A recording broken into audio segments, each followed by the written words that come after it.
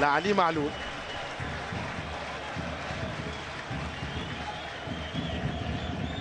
ترجع الكرة حسام الواتي، حسام الواتي الفرجاني ساسي، فخر الدين بن يوسف، ثم مامون يوسف هو على اليمين يطلب في الكرة.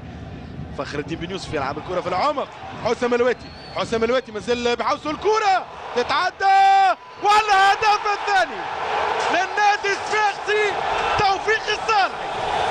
الهدف الثاني كوتشينج ممتاز لكرال والدو.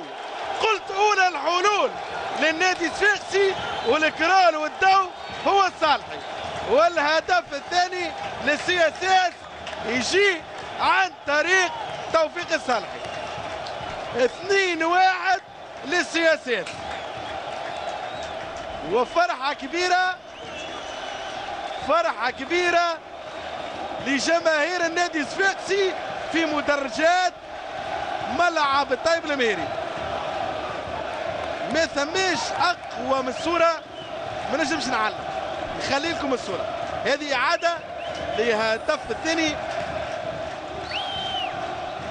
لنادي الصفاقسي. تتعدى الكرة على دريسا كواتي، توصل توفيق الصالحي يغالط عاطف تخيلي. 2-1 للنادي الصفاقسي.